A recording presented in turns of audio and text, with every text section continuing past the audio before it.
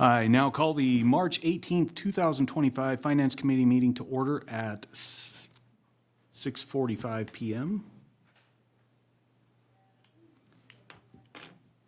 The chair would entertain a motion to approve the claims in the amount of $713,902.15, the Elon credit card in the amount of $13,551.32, manual check in the amount of $29.28, payroll and liabilities in the amount of $230,154.34, for a total of $957,637.09.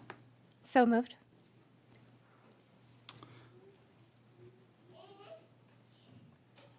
Second. Sorry, It's okay.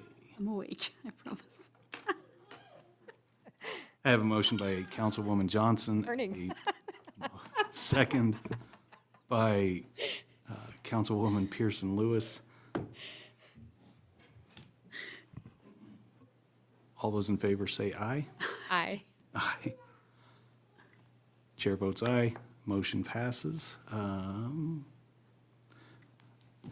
Out of curiosity, Director Harris, could you go through the manual check in the amount of $29.28? There was a bit of confusion on that one. Certainly, yes, Mr. Chair. Thank you for asking. The manual check for $29.28 is a payment to UPS, and it's described as a late fee on there for $29.28, when in reality, there was an invoice due for $27.11, and there was a late fee of $2.17 from a prior invoice, but we received the invoice on March 1st, and it's due on March 10th. And so there's a very small window to get that paid, in which we don't have necessarily finance committee meetings in between. So we made the decision to go ahead and pay that so that that late charge wasn't occurring in perpetuity. So we went ahead and got that paid, so it's cleared out now. Awesome. Thank you for the clarification, Director Harris. Thanks for asking. Are there any additional items that need to come before the Finance Committee, Director Harris? Mr. Chair, I'd also like to call your attention to page 16 of 19 on the claim approval list. And it's the very first claim that's listed to the Wyoming Department of Transportation. The claims totaled $713,000, and this single claim totaled $429,880.83. And as you can see, based on the description, it is for our air service for 3 months, from October to December of 2024. So we should be expecting another one sometime in April. They're running a little over $400,000 apiece. Perfect. So in 3 months, Mia, it's going to be another 429, or a little 4 and some change. Your Honor, yes, quite possibly it can be. It all depends, of course, on the number of enplanements and the landings and the fares and all of the factors that go into the billing. But they have been running consistently at $400,000 or higher. Thank you. Perfect. There being no other business before the Finance Committee, without objection, we will adjourn at 6:48 PM.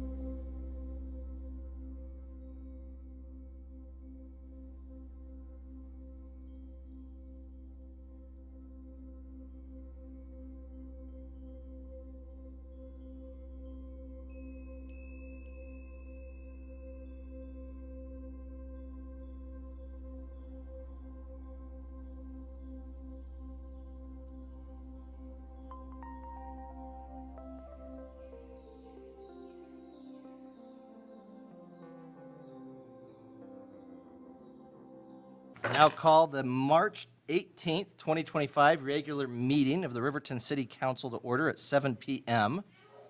Councilmember Carr has agreed to lead us in the Pledge of Allegiance, after which Councilmember Larson will give us the invocation. If everyone could please rise and remove hats. I pledge allegiance to the flag of the United States of America and to the republic for which it stands, one nation under God, indivisible, with liberty and justice for all. Our eternal Heavenly Father, we are thankful for the opportunity to be here at City Council serving the citizens of Riverton, Wyoming. Father, we would ask that Thou would bless us with insight and understanding, that we might do the bidding of our citizens, that we might help and alleviate problems and perpetuate the wonderful place that we live in. We ask you to bless the first responders and especially the police officers, that they might be watched over and blessed, that they might return home in safety each night of their service. We are thankful for all the freedoms that we have, and we say this name, thy Son, Jesus Christ. Amen. Amen.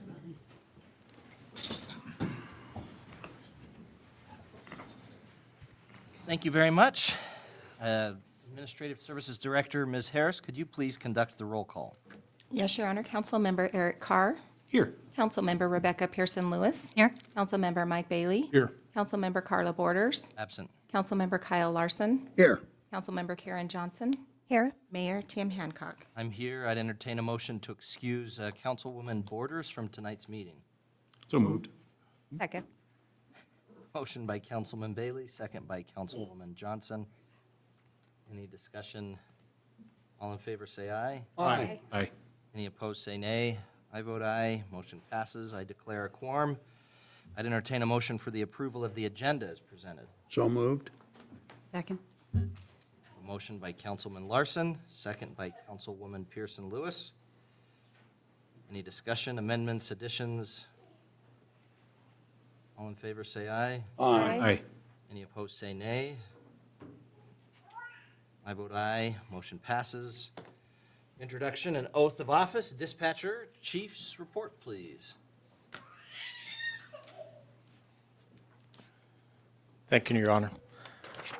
Tonight, we welcome another member to our family, our police department. It's tradition to have family members do the honor of placing the badge of honor on our new members. At this time, I'd like to ask Mr. William Wolf, his wife Erin, and family to please join me up here. You could probably bring all of them up too, yeah. Well, that's good. Now, I'd like to ask his wife Erin to please place the Riverton Police Badge on.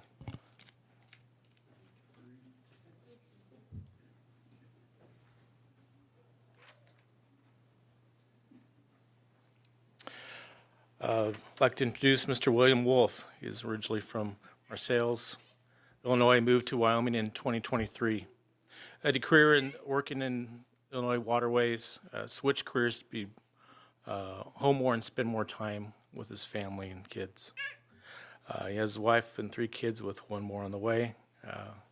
He enjoys woodworking and working on vehicles in his free time, which ended today. He's also a history buff and enjoys going to museums. One of the big reasons he and his family moved to Wyoming is spend more time in the outdoors, hiking and hunting. Your Honor, at this time I'd like to move forward with the oath of office. Sounds good. Before we do that, do you mind just introducing your wife and your kids, just because might as well? And your son is just doing such a good job at like standing So cute. still, and he's looking at me, and he does better than most of our audience does most of the time. This is my wife, Erin, my son, Rowan, my daughter, Willow, and my daughter, Juniper. Great. Well, good. I'll come down there and we'll do the oath right now. Thank you, Your Honor. And just to clarify, he's joining our dispatch center. He's one of our new 911 dispatchers as of tonight. Great. So when he said there's no more free time, he wasn't kidding. All right, I think the way that this tends to work the best is if you stand on that side, and then we kind of have the mic between us. All right, I'm going to raise my right hand. I'm not going to say your name. You need to say your name. I'm going to say I, and then you're going to say your name, and then just repeat after me. Got it? Okay. All right. I I, William Wolf, do solemnly swear or affirm do solemnly swear or affirm that I will support, obey, and defend that I will support, obey, and defend the Constitution of the United States the Constitution of the United States and the Constitution of the State of Wyoming, and the Constitution of the State of Wyoming, that I have not knowingly that I have not knowingly violated any law violated any law related to my appointment, related to my appointment, nor caused it to be done by others, nor caused it to be done by others, and that I will discharge the duties of my office that I will discharge the duties of my office with fidelity. with fidelity. Welcome aboard.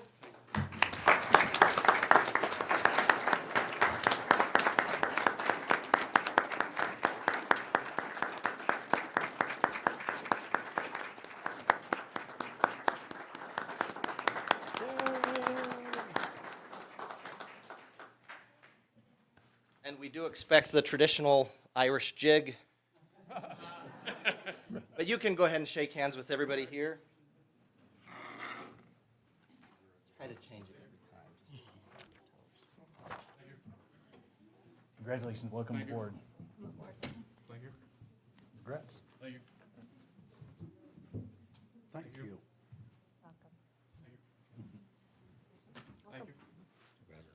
Thank you. Welcome aboard. Thank you.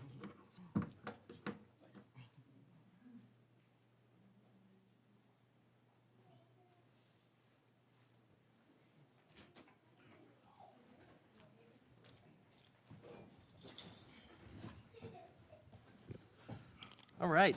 Well, welcome aboard. Very glad to have you. I was very excited to see your kids running around before the meeting started. I have a 3-year-old. That's my youngest. I have 6 kids. The youngest is 3. And she just turned 4 today. So it's a lot of fun. All right. Council committee reports, council members roundtable. Let's go ahead and start with Councilwoman Johnson. Yeah, I didn't have any meetings since our last meeting. I have done a lot of preparing for our goal-setting session and spent a lot of time speaking with constituents and citizens on various issues, and with the help of staff, getting those resolved. So I want to say thank you to you guys taking care of those. And beyond that, I haven't done anything else. All right. Well, thank you. Not thank you for not doing anything else, but Well, that's a loaded statement. I was literally just talking to my husband before we started. Anybody who thinks this is easy, it's like having a second job. It's literally every day there's somebody coming in, calling, texting, emails on top of our regular day jobs. So it's not that we don't do anything, so to speak. It's that I just didn't have a meeting in the middle of all of that. got it. All right. Well, thank you. Councilman Larson. Your Honor, yesterday I attended the solid waste meeting, and the topics range from completion, where 97 decimal point completion on the Lander office, and we are complete at Sandral. So when that closure comes to Lander, we'll be ready.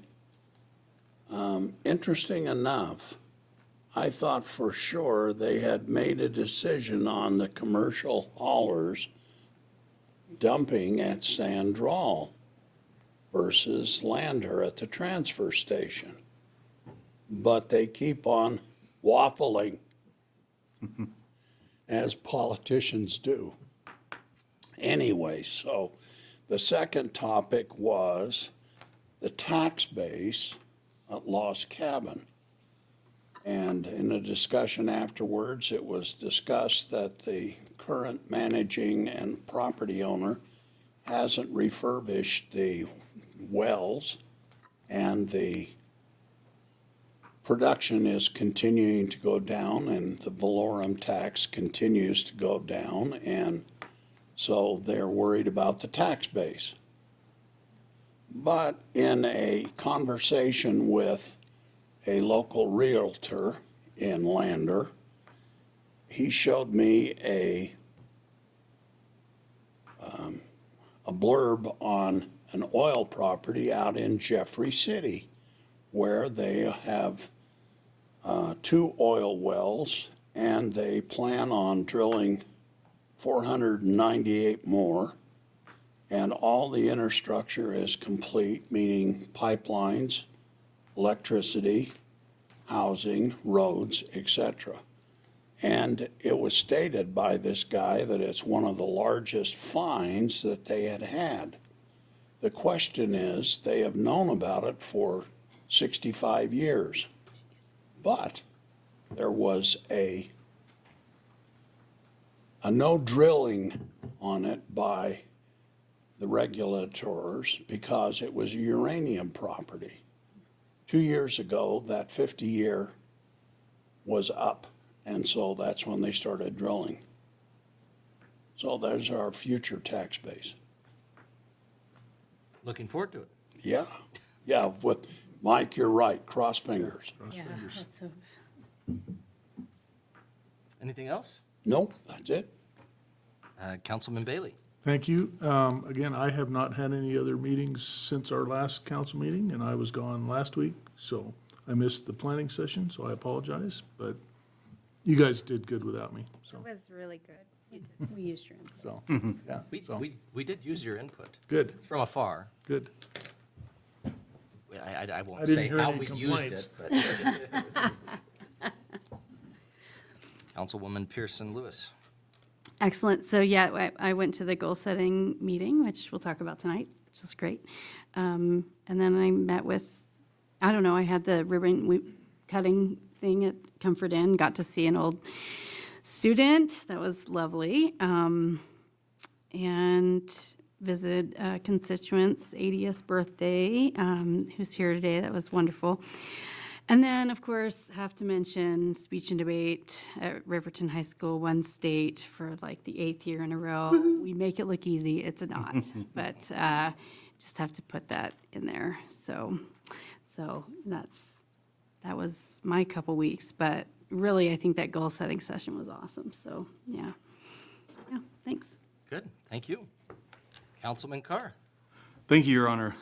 Again, goal setting, wanted to give a special thanks to Dr. Brad Tyndall for coming in and facilitating that. I think he did a great job herding the cats, as it were. And also, Kyle Butterfield, thank you for all your hard work, consolidating all of the fresh ideas that we had, and just really appreciate that, so thank you. I was unable to attend the Wind River Visitors Council meeting, but I look forward to attending that next month. There will be a planning commission meeting this Thursday at 5:30 here in council chambers. They'll be discussing child care permits and home occupation permits. So that's all I have. Thanks. Okay, good, thank you. All right, well, and I appreciate you bringing up when your next meeting is, because that's, I mean, good for people to know what's going on. For example, when's the next rec board meeting? I'll tell you in just a second. Yeah.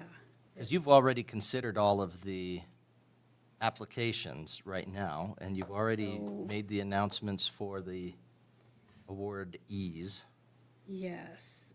But I know sometimes you have later applications that come in. Yeah, we meet like the first, isn't it the first Monday of every month? But I don't have it on there.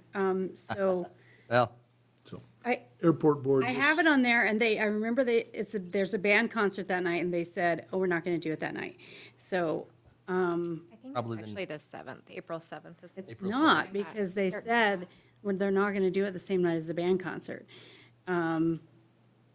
Or maybe they are doing it and I said I won't be there. I can't remember which one. So, so Tim, I'm sorry. It might be the 7th, actually. But we It's do have supposed to be the airport. first Monday of First every Monday of month. every month, yep. And they have seen all the applicants, but with the caveat that they still see some later on. You know, Well, and I think you also have applicants that sometimes get awards, but then they don't actually present the receipts or whatever, so then you end up having money, that sort of thing. exactly. Yeah. And we just saw the after prom. They came in like the last time. Yeah. So, Good deal. And then airport board is this? Airport board this coming Friday at 8 a.m. Here, yes. In the here. In this here room. and in the- Sometimes we do it at the airport, sometimes we do it here. Well, then the last one was at the airport. Yeah. Yeah. So. All right, Mr. Butterfield. Thank you, Your Honor. And I appreciate those updates on the Airport Board and the Planning Commission. As always, the public are very welcome to attend those, and we encourage it because that's where these committees get very good feedback so they can make good recommendations to you as the governing body. I have a few other updates just to make the council aware of and others aware of. Currently, the community service contract application period is open, and we encourage folks to review that, and if they have interest in submitting an application, they need to do so before March 31st at 5 p.m. Information as it relates to this program and the application process is on the city's website, and we encourage folks to go to the website and apply if they're interested. I'd also like to make note that there's a survey that's open right now that we're encouraging all community members to participate in as it relates to the exploration of a multi-sport facility for Riverton. As the community is aware and you are aware, we have engaged Ballard King and Associates to perform a feasibility study into the operations of this potential facility, the costs for construction, and then also the ongoing maintenance. Part of that feasibility study is getting feedback from the community as to what types of services should be offered as part of this multi-sport facility. And that could range from an indoor track to a sheet of ice for hockey to an indoor playing field. Our consultant really wants to hear from the community so that it knows the priorities that are in Riverton and can respond appropriately. Folks can access that survey on the city's website, and that survey will close coming up here this upcoming Sunday. And so we look forward to having people participate. Thus far, I'm really pleased with the response of our community. In fact, after just over 24 hours of having it opened last week, we already had 902 respondents, and 88% of those came from within city boundaries. We'd like to obviously have more, but we are encouraged that people are participating. As we look to future events, there will be a jackalope jump here at City Hall on March 29th. I have it on good authority that at least someone sitting around this table will be jumping into that, and maybe two. Maybe two. So, yeah. But this is an opportunity for the community to support Special Olympics, and just Yeah. make note of that for Saturday the 29th. And outside of that, Your Honor, if I could, I'd like to approach the podium. Yes, sir.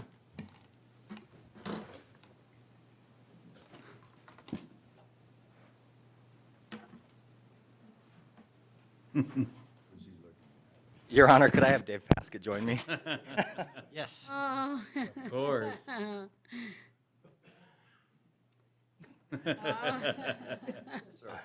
Thanks, Dave. We kept this off the agenda because we wanted it to be a surprise to Dave, but we really need to take a moment to recognize him for the service he provides the city of Riverton. And I have a few things that I'd like to present him, but if I do it now, I'll maybe lose track of my thoughts. Dave Paskett is someone that I have tremendous respect for. When we learned that Mike Miller was going to be taking a new opportunity and exploring a new avenue and a career for himself, my first thought was, oh man, I'm going to really miss Mike. And my next thought was, oh crap, what are we going to do?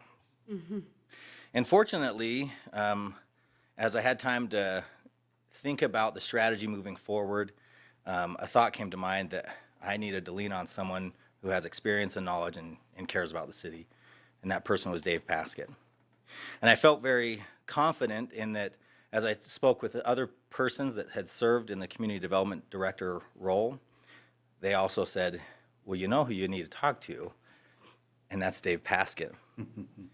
So take that as many people respect and value Dave Paskett, and see that his 30 years of investment that he had with the city of Riverton was respected and valuable.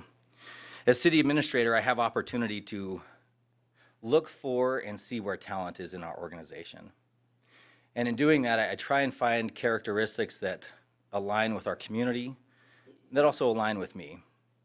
And years ago, I noticed that in Dave Paskett. In fact, when I was Public Works Director, I used to tease Sandy Lures all the time about having Dave come to Public Works. And I shouldn't say the response that I gave because it included an expletive, but the answer was no.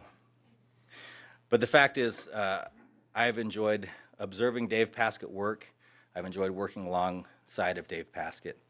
And as I mentioned, as far as looking for where talent is and where character is in our organization, what that really means is I'm looking for people that are technically sound at the position they perform. They know how to provide the service they're hired to do, so they're knowledgeable. They also have character, that they have the ability to tell the truth and to act honorably even when no one's watching. I also look for people that have the backbone to make hard decisions even when scrutiny comes thereafter, and to do so with grace and dignity. All of these things Dave Paskett has exhibited through the years. As you can imagine, as Dave has had opportunity to inspect almost every building here in Riverton, he's had opportunity to work with people and has had to hold some people accountable to the standards we expect in the city of Riverton. And he's done so in a fair manner, and he's done so in a respectable manner. So having Dave Paskett back to assist the city of Riverton has been a joy, and by the way, a huge relief, Dave. So I want to thank him and recognize him tonight for the service he's provided in the interim as we found a new community development director in Gary Michaud. I'm also happy to report that we will be able to receive service from Dave Paskett from time to time as we're working through the transition. But I know tonight was the night when I had him here at council. So Dave, I'd like to present you with a key to the city of Riverton. Thank you. Oh, wow. Okay. Can we reproduce it? Yeah. Okay. I blinked. And just to show my personal appreciation to Dave, I like to present him with a Pendleton blanket. Wow. I know that you spend a lot of time at soccer tournaments, and you spend a lot of time with your family, so hopefully this gives you an opportunity to sit on something other than the grass. Thanks, Kyle.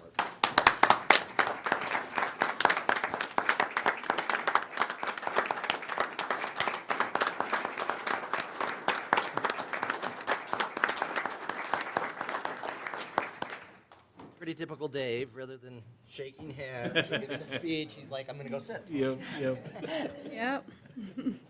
There was a big cop blocking the door, he'd have left. So Yeah. Anything else for your report, Mr. Butterfield? No, thank you. Okay, thank you. All right, a couple of things. Had the opportunity to attend the Riverton Chamber First Friday lunch and learn that we had. Great opportunity. Talked about leadership Fremont County. There's a lot of different leadership groups. The focus of all of them, of course, is to try to, well, and I think a lot of people use it for a lot of different things. For people who are new to a community, I think coming into a leadership group, being able to learn some different things about your neighbors, getting to be able to meet people in the community is a great opportunity. And the education that they can provide in terms of, you know, how to become a better leader, what you can offer to others, and learning more about yourself and others and how you work with others. In Fremont County, they do a lot of different things. They go to different places, some of them funner than others, I think. I think all of them tend to be pretty fun. But it was a good opportunity. I know you've been on the Leadership Fremont County Board previously, Councilman Carr. Me too. And you've been on it previously as well. So anyway, they were trying to drum up some business, and also wanted to just introduce people to what it's all about, and I think it was great. I sent a text immediately to City Administrator Butterfield to say, hey, why hasn't the chief done this? And he agreed with me, because I think you guys were set to do it last year, and it just didn't happen for one reason or the other. Then my next thought was, why hasn't Lieutenant Wharton done this too? Anyway, just calling you out while you're here and saying it could be a good opportunity. I do know that Leadership Fremont County counts amongst its ranks Gary Michaud, who, as Kyle was saying, you were both in the same class, if I recall correctly. So, and then I think, Mia, you had also done it as well, and I think you did it the same, no, Kristen did it 2 years ago, I think, right before she left, if I remember correctly. But anyway, they are accepting applications right now. Good opportunity. I would say that they do require that you get approval from your employer if you are going to be a part of Leadership Fremont County. If you want more information, I think it's a really easy website. I think it's just literally leadershipfremontcounty.com. Yeah, yes. Pretty easy website, which I think is smart. So that's what we spoke about at First Friday, and I appreciate the chamber putting that on. I had the opportunity to go to the awards ceremony for speech and debate. Really good time there. Got to see that my son, who's a sophomore, had second for 3A for Congress. He did try to use his connection to me to get a leg up on to be the chair, I noticed, which made me laugh. And had some of the other people in Congress while I was there, he said, see, this is my dad, and he is the mayor. So anyway, he had a lot of fun with that. Had the opportunity to go to the Comfort Inn grand reopening, a new ownership there. Excited for the family that now owns that. They're excited as well, and a good opportunity for them to improve the community. Let's see. Oh, I had the opportunity to attend Bright Star. Bright Star is the musical that CWC is putting on right now. Way back in the day, and when I say way back in the day, I mean the 90s, which to my kids is before they were born. When CWC was putting on musicals, we used to have a pit orchestra, right? So down below the stage, you would have people that would be playing instruments. Formerly, Officer Wes Berry was actually the lead for Joseph and the Amazing Technicolor Dreamcoat back in the 90s. I tried to convince him to be the lead again this year, and he was not having it, but that was okay. And we don't tend to lately have live music at our musicals, which I think is a shame. But this one does. They have Erica Flom, who is a very accomplished fiddle player. It's the same thing as a violin, you just play it differently. We have other locals who are going to be playing in the live band, and it is a lot of fun. That's very cool. The lead role is Katie Crook. Yep. And she is a very accomplished singer for someone who is so young.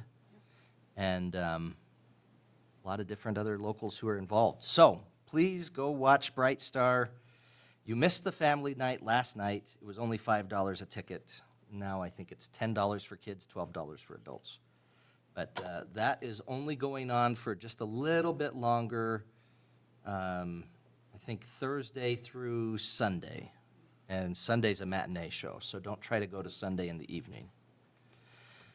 Let's see, what else did I have? Oh, also, speaking of CWC, and I think maybe I'm thinking of CWC so much because Brad did our goal-setting session, so. They have an open casting for a film. The film students at CWC do a film project, and anybody in the community is welcome. They want children, adults, anything. I mean, I don't know if they want dogs, but I'd say humans. But there's a casting call for that, open casting tomorrow, CWC iTech Center at 4 to 7. So if you want to become a local movie star, the films they produce will actually be shown at Barry Cinemas later, I think in June of this year. So that's a good opportunity if you'd like to try that out. And the next musical that they're going to be having at CWC is Seven Brides for Seven Brothers. And they need a lot of people for that. If you can't tell, 7 brides and 7 brothers. And then there's like the city guys, there's 7 of them too. Jeez. And we have people that could fit as brothers right here. I'm just saying, you didn't think that it was just going to be focused on those guys, right? All right, but that's it for me. I think that's all I have. Moving on, we'll go to communication from the floor. Anyone in the audience who wishes to speak about an item that is set for a public agenda or for a public hearing, you'll have an opportunity to speak during that public hearing. If you'd like to speak about an agenda item that's not set for a public hearing, you can still speak during that time. Different meetings do it different ways. We welcome people to come and speak during any agenda item. Just try to get my attention. But whether you speak now or whether you speak later, I'd ask you to keep your comments to 5 minutes. For individuals, 10 minutes for a group. Split it between the members of your group as 10 minutes. And then I'd ask you to keep your comments on the topic at hand. Don't go off, you know, if what we're talking about has to do with pause, for example. Stay focused on pause. Don't go off on something else. Address all comments and questions to me. That's not because I want to be the person you address. That's just parliamentary procedure. I'd ask you to refrain from making comments of a personal nature that would reflect upon the character or conduct of another person, personal criticism, ridicule, name-calling, that sort of things. And, yeah, so that's it. If you'd like to speak now, though, feel free to come on up. I saw you stand up. I'm sorry, my blurb takes a little longer. But feel free to come up if you could tell us your name, and if you're with an organization, the organization you're with. I tend to set a timer on my phone. I'd ask you that when you hear it ring, that you step down. Thank you. Your Honor, honored council members, my name is Mike Lonnie. I'm the Senior Vice President for the Lander Veterans Community Center. This is Fred. He is our Shoshone member. I'd like to talk to you today about a Veterans Center. Our Veterans Center is in crisis. We're 2 months away from losing the Veterans Center. The Veterans Center supplies most of the activities for the western half of Wyoming. All the Veterans Centers are slowly closing. That does not mean the VFWs, DAVs are not there, but the actual Veterans Centers themselves, which are like ours, are closing slowly because of participation and lack of interest. The challenges faced by veterans in our community are multifaceted and often overwhelming. The establishment of a Veterans Center in the Lander and Riverton area is not merely an idea, it's an urgent necessity. With a commitment to addressing the unique needs of our veteran population, this center aims to provide comprehensive resources, support, and a sense of community to those who have served our country. One of the cornerstones initiatives of the center will be the Vet-to-Vet Peer Counseling Program. This program recognizes that support from fellow veterans can be transformative. By creating a safe environment for veterans to share their experience, the center fosters a sense of belonging that can significantly impact mental health outcomes. Furthermore, the incorporation of meetings involving Alcoholics Anonymous, Narcotics Anonymous, and SMART aims to confront the substance abuse challenges that frequently occupy the transition to civilian life. Collaboration with Fremont County Addiction Services is also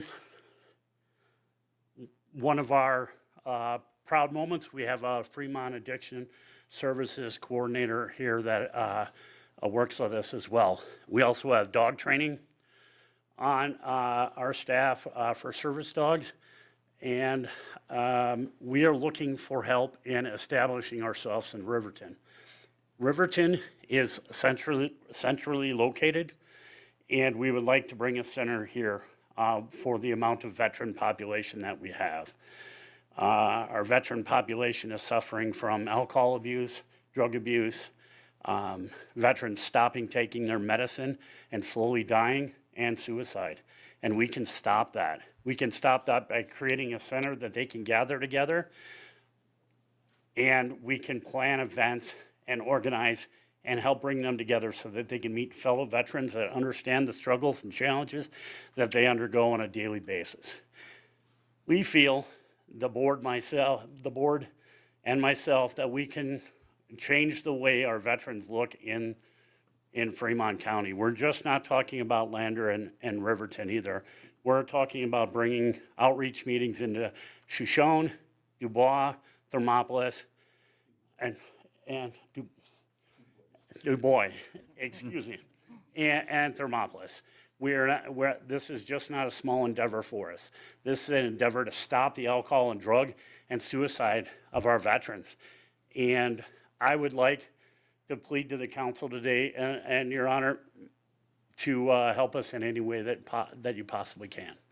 That's all I have. Thank you. Thank you, Mr. Lonnie. If you could, I guess, just tell us a little bit. I'm familiar with, and I think it's the VFW, or which group it is that is on Main Street, right next to WYO Today. VFW. Is that VFW? Veterans Hall, VFW, American Legion, Disabled American Veterans, and Orange Soldiers. That's what I thought. Okay, so then we have that, and then we have the Soldiers House in Riverton. I guess, and this isn't trying to challenge you, but what would you be offering different than what we have is what I'm trying to figure out. The VFW, DAV, and actually Veterans Hall itself provide an opportunity to go out there and catch pamphlets and move forward. The VFW, DAV offers a service that we don't offer, which is direct connection to legal services for service connection. So they do something entirely different there. While the Soldier House does a lot of good use for the community, we're branching out more into the counseling services and the homeless sector. We're trying to deal with that. We've already found 17 veterans homelessness in the past 2 years to get them into homes, and we're continuing to do that going forward. So we're offering a service that's entirely different, and the biggest difference is our vet-to-vet peer counseling. So we are not certified peer counseling, although I'm a certified peer counseling person. We are not doing that. We're establishing a peer counseling system by training veterans. We're going to be running classes to train veterans in order to learn how to talk to veterans so that we can develop a suicide team. So if a veteran does go into crisis, we can send trained people in there to go in there and prevent that from happening. So we're doing events along that lines, which nobody currently is doing. That's not taking away from the fine work that all those organizations do. They absolutely do great work. We are just offering a different sort of work and a center that is not just a center for going and get a pamphlet, but we want to schedule events. We want to bring them in for game nights. We want to get them out of their houses, especially if they're over the 60. I will tell you a quick story. I was homeless 10 years ago. I was strung out on alcohol and drugs that I got from my service connection. And I beat that through an organization called Every Third Saturday, which is based in Minneapolis, and the Minnesota Assistance Council for Veterans. They did this exact thing. I'm trying to get our Veterans Center that is currently stationed in Lander to do the same thing. Because what it did is it took this guy you see before you from a street runner to I just bought my first house in my life here in Riverton and my first brand new truck. And an organization like we are trying to start gives people like me a lesson.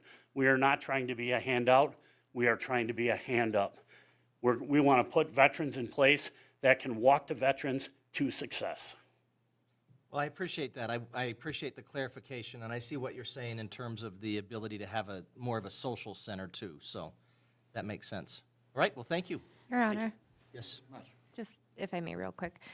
I had an opportunity to visit with Mike in depth about what they're trying to accomplish. And first of all, congratulations on your sobriety. Thank you. I don't know if we visited about that or not, but congratulations. That's no need to task it. And thank you very much for recognizing what veterans are needing and what they're in need of. I don't think that they're recognized as much as they should be. And so I want to thank you for what you're doing. And I hope to look forward. I hope we can work together and make it work. Thank you. Thank you. Appreciate you both coming in. Anyone else from the audience who wishes to speak now?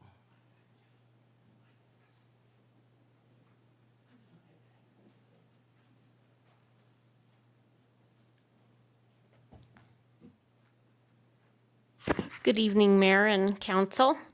For those that don't know, I'm Cindy Olson-Roden with the Riverton Chamber and Visitor Center, and I give a report every 2 weeks just to bring you up to par as to what we're doing.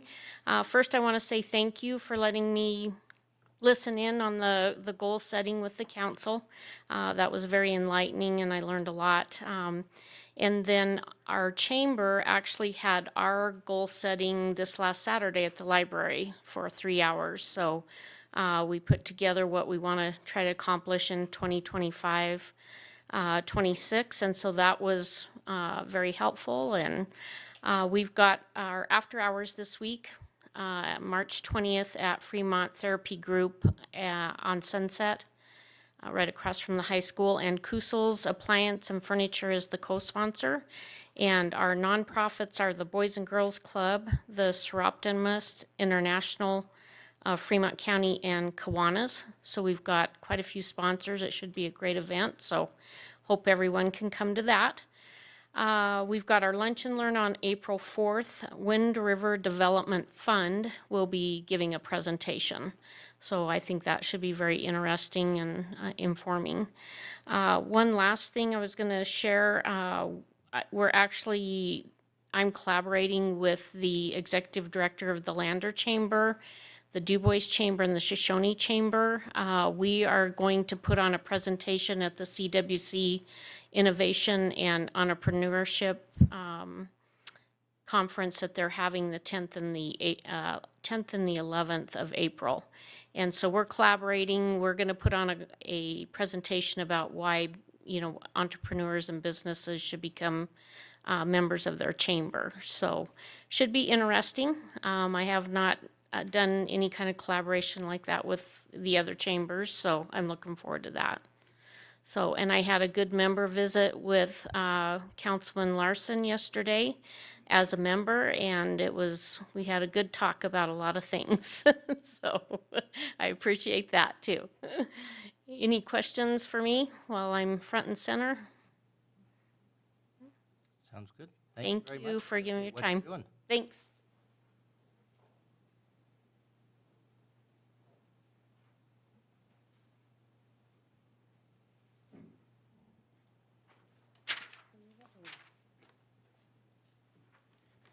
Good evening, ladies and gentlemen. My name is Nicole Wagon, and for citizen comments, first and foremost, I'm here for number 12 for the school, and to share my share with you. You want to speak during number 12 then, or? Well, I'll just share with you. My grandson was saying, "Get down there for the gates." So anyhow, he all says hi, but I wanted to say, as a citizen of Riverton, to commend Miss Chessie Lee with her 80th birthday and all what she's done for the city. I think that's important. 80 years young.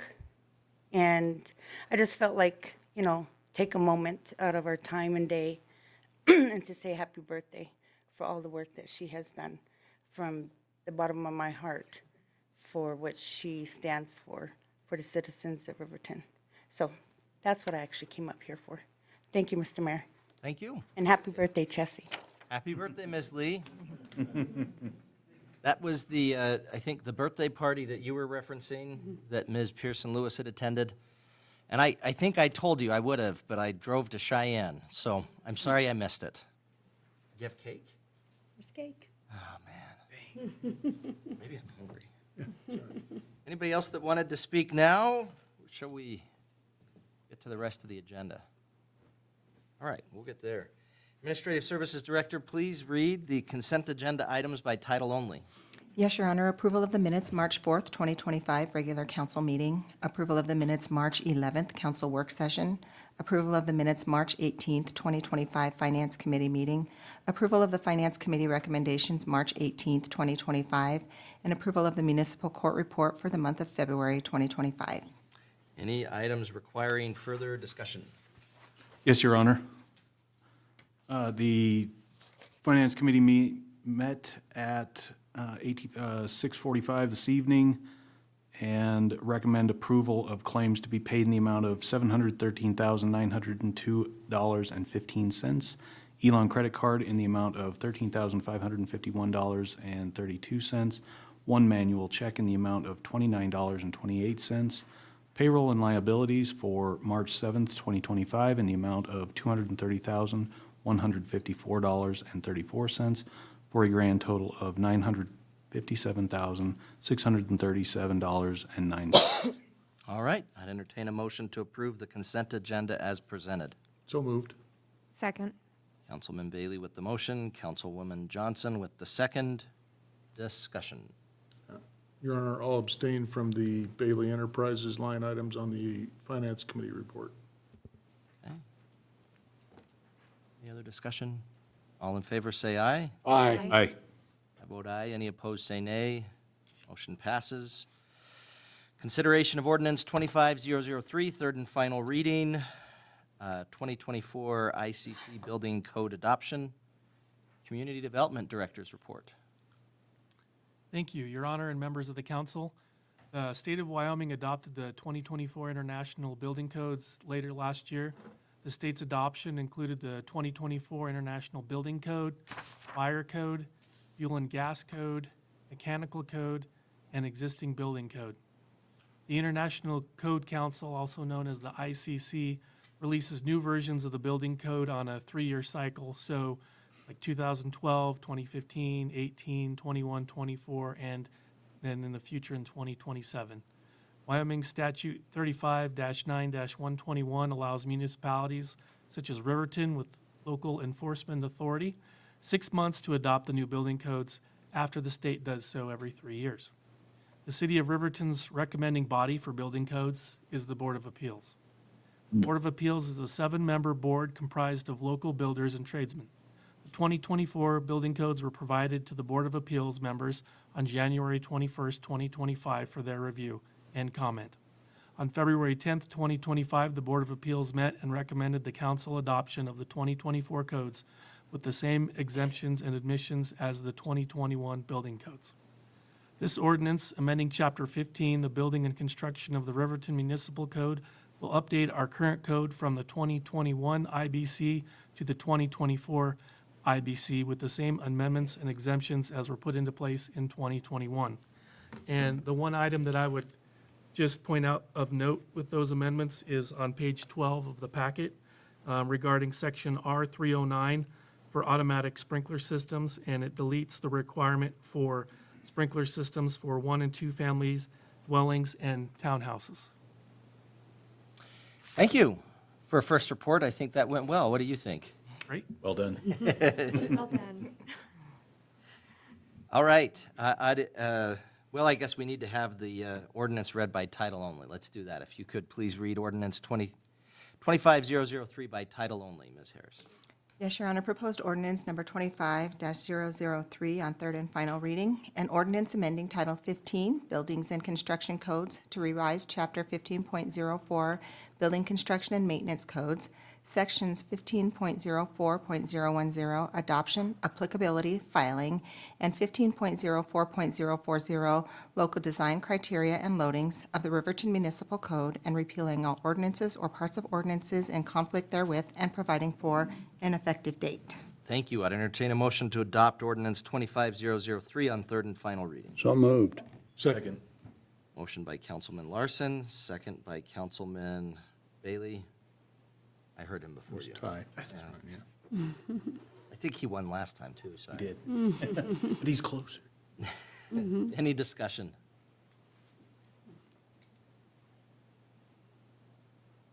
All right. Administrative Services Director, if you could please conduct a roll call vote. Yes, Councilmember Eric Carr, I vote aye. Councilmember Rebecca Pearson Lewis. Aye. Councilmember Mike Bailey. Aye. Councilmember Kyle Larson. Aye. Councilmember Karen Johnson. Aye. Mayor Tim Hancock. I vote aye. Motion passes. Next up, consideration of ordinance, and I don't know, for those in the audience who may be of the younger age, this is a lot earlier than the last time. No excuses for getting to bed late tonight. Okay. We have ordinance 25004, second reading, alley vacation and replat, original town of Riverton, block 2, replat number 1. City Administrator's report. Thank you, Your Honor. I'll be brief as we discussed this pretty thoroughly at the last meeting, and also the information is in your packet. But just to orient the location and the proposal for members of the public and those watching through our digital means, the alley that's being proposed to be vacated is located between East Fremont Avenue and East Park Avenue, from North 7th Street East to 6th Street East. If you orient yourself to where St. Margaret's Catholic Church and School is located, there's an alley that runs east and west through that block. And St. Margaret's Church, as well as the other petitioners, are proposing that it be vacated. State statute grants authority to the governing body or the city council and its exclusive authority to vacate any street, highway, lane, or alley by ordinance. It also sets requirements for those to be part of a petition for that vacation. The statute also states that the city or town may demand and receive the value of the land vacated as consideration for the vacation. The vehicle by which the alley vacation is occurring through is a replat. So in addition to the abandonment of the alley, several lots are proposed to be combined in that existing block, and those lots are shown in the map that's in your packet. 66% of the required area or property owners within the required area have participated in the petition to the tune of 66%. That's obviously more than the majority that's required by statute, but I also know that the petitioner has been able to speak with other property owners in the area, and they are supportive of this proposal. I should also note that a 20-foot utility drainage and private access easement is in place on this proposed replat. What that will do is protect the overhead power, the gas, the city sewer, telecommunication, and other utilities that are currently occupying the public alley.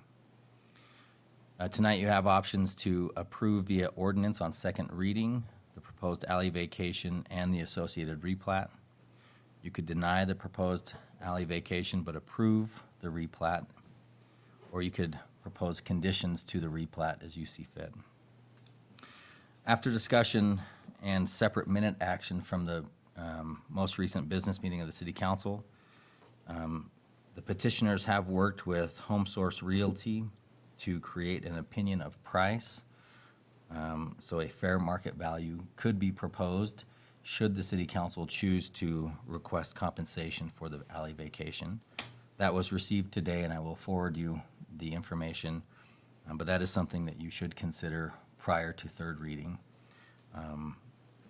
Home Source Realty was able to propose an opinion for valuation per square foot, and also looked at different comparables in town as they established that rate. Your Honor, I'll stand for any questions, but otherwise I'll return the floor back to you. Thank you, I appreciate it. Again, let's start with reading the ordinance by title only. If you could do that for us, ordinance 25004. Yes, Your Honor. Proposed ordinance number 25-004 on second reading. An ordinance vacating a 20-foot alley between lots 1 through 6 and lots 7 through 12, Block 2, original town of Riverton, to the city of Riverton, Wyoming. Thank you. Entertain a motion to adopt ordinance 25004 on second reading. So moved. Second. Councilman Bailey with the motion, Councilwoman Johnson with the second. Any discussion?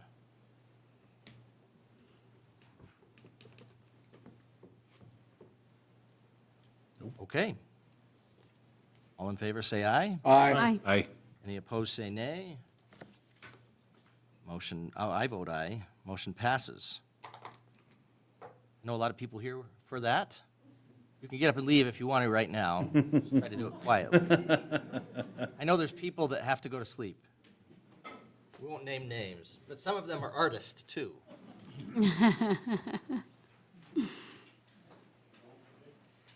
All right. Moving on, consideration of resolution number 1519, FY26 council goals. City Administrator's report, please.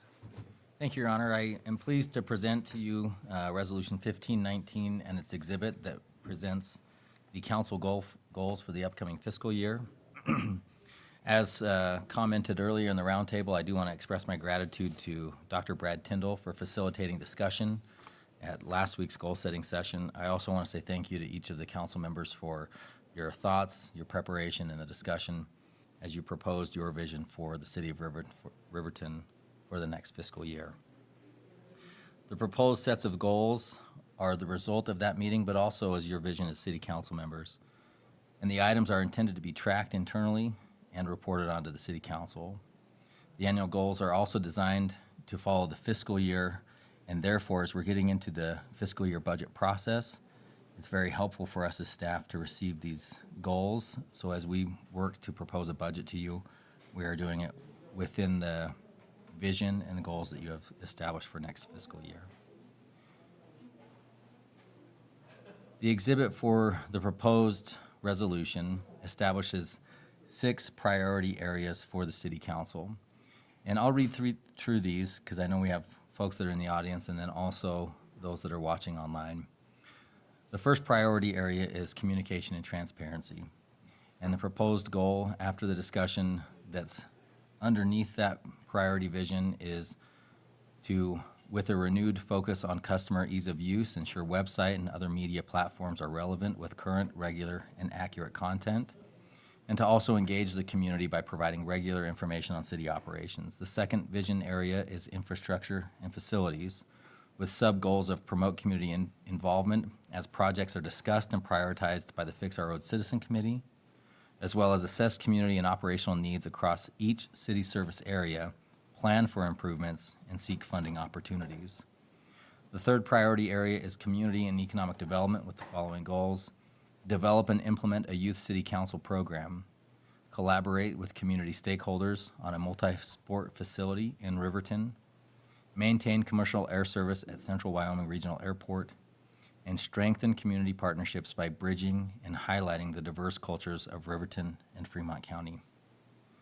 The fourth priority area is city operations and budget, with the proposed sub-goals of prioritize cost-effective operations and seek alternative funding opportunities, engage employees and generate internal feedback throughout the organization, and develop and adopt an emergency operations plan.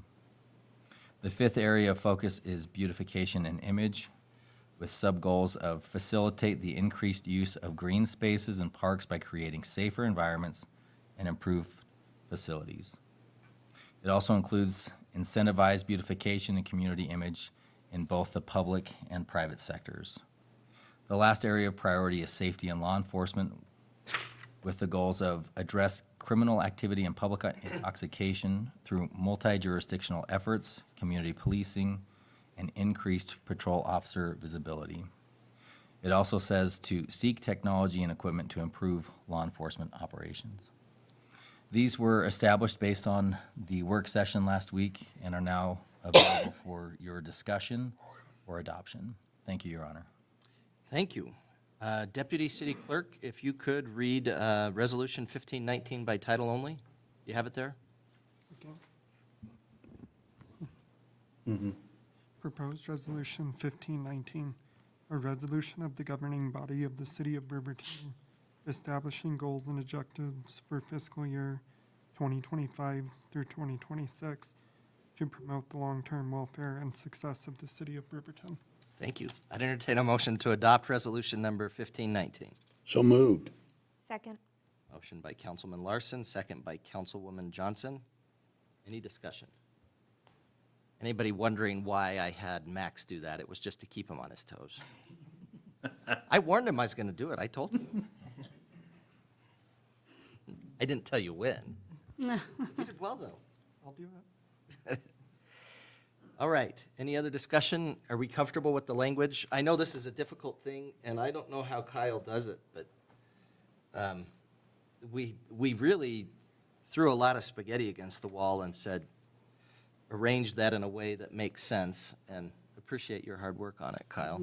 Absolutely, Kyle. But if we do want to have some changes in language so that better fits the vision, we can do that. I think it sounds amazing. I'm ecstatic that we're going to tackle many of the issues that we've discussed. So am I. And I'm excited that there's a lot of mingling with ideas to get it accomplished. I agree. Did too.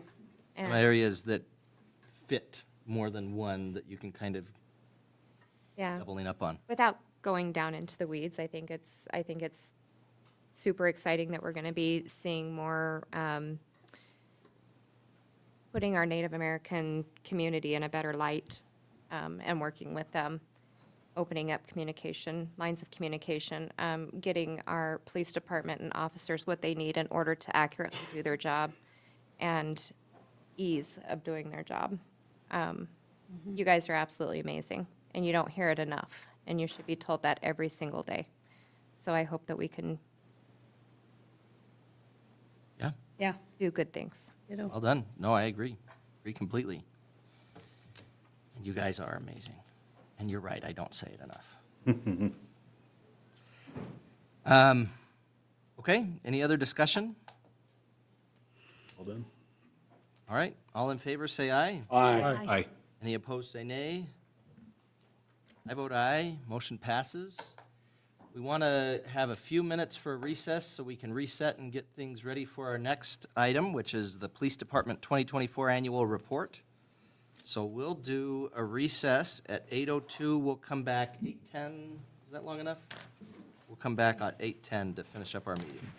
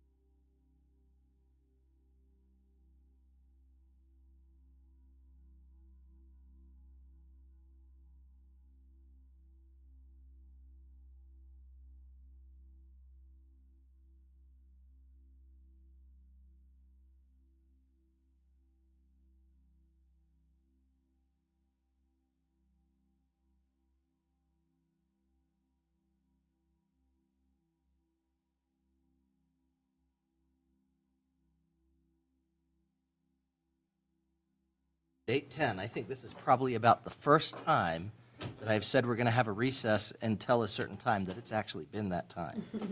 So we'll call the meeting back to order at 8:10 after a recess. Last item on the agenda, which is an exciting item, and we're always happy to have it, is a report, 2024 annual report from the police department. So Chief Hurtado, if you could tell us what you need to tell us. And I see you have some associates that are going to assist, I think, in presenting, I hope. This is a team effort. Oh, good. So this year, we're going to review our 2024 accomplishments for the police department. We're going to hear from two teams, the administration side of the department and also the patrol side of the department. There's more to it than what you may have seen on TV of responding to a call, and before the hour's up on the episode, it's all solved, everybody's in jail, and the CSI team has wrapped up all the evidence and stuff. 2024 has been, was kind of hectic with a variety of reasons and staffing, but we want to show everybody the accomplishments that the department did, total team effort, and then afterwards we'll kind of close it up with some exciting announcements. So at this time, I'd like to ask Captain Romero and his team, the administration side of the department, please come forward and go over the police administration role.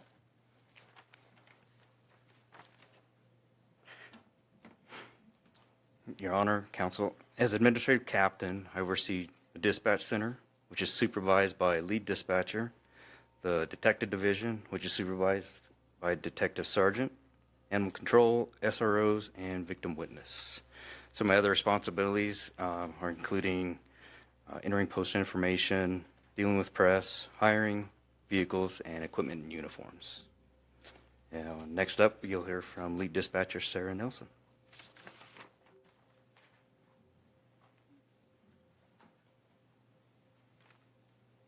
Some real quick stats first. Animal control, as you can see, there's been 151 dogs impounded, 127 cats, for a total of 278 animals.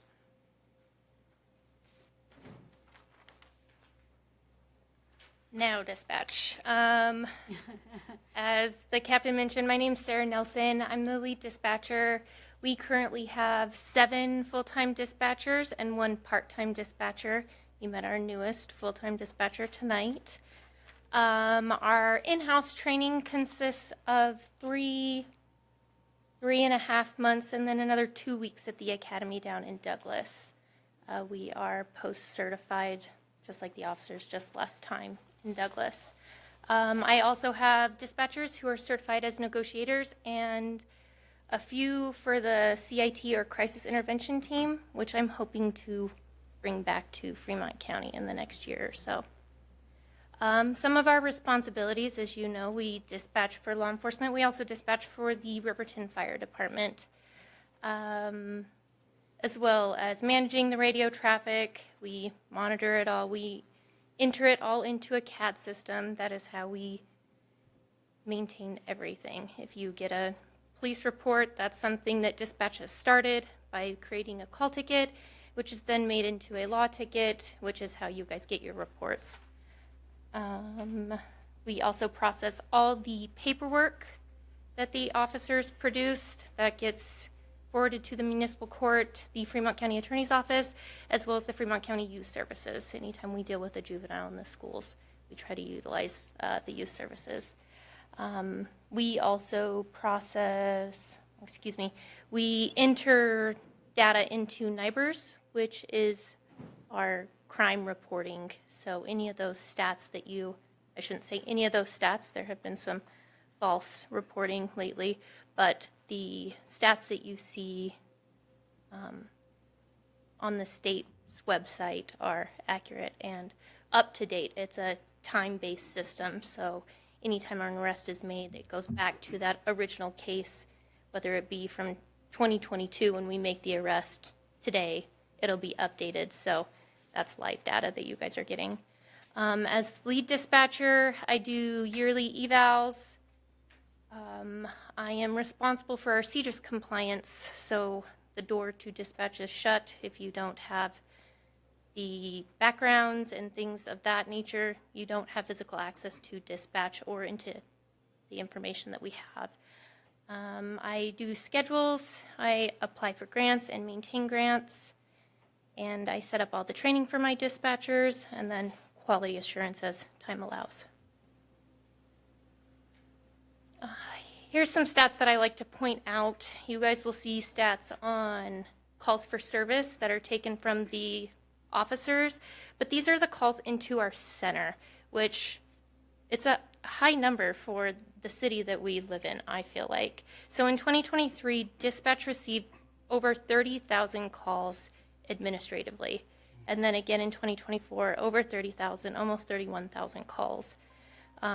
You'll see later on that there was almost 10,000 calls for service. So we take a third of those, or excuse me, 2/3 of those calls, and we either distribute it to whomever can handle it internally, or somebody wants a police report or things of that nature. And now Detective Smits. Good evening. So as a detective sergeant, I oversee the investigative technician, detectives, and the victim witness advocates. Over the past year, compared to 2023, we have operated one detective short than we usually have. General duties for detectives: we assist patrol if they need help on any of their investigations.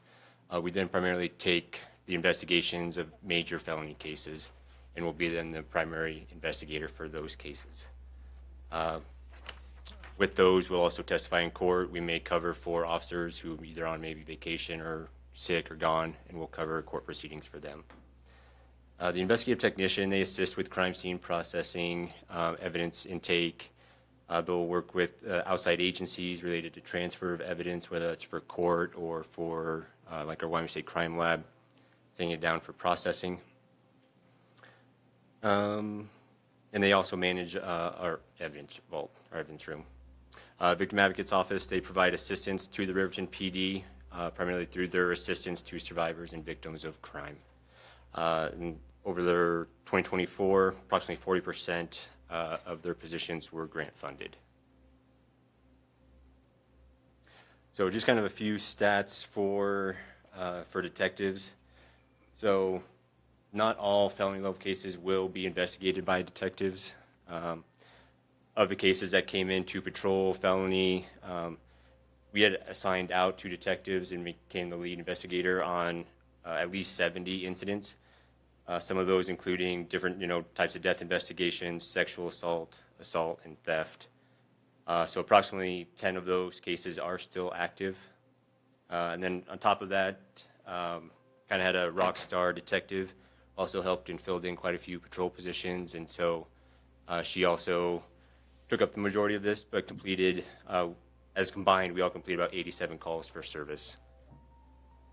Of note, kind of on those stats, specifically kind of with the sexual assault, if you compare to 2023, the amount of cases that were assigned, that we assigned to a detective, decreased approximately 35%, and assaults was approximately down 47%.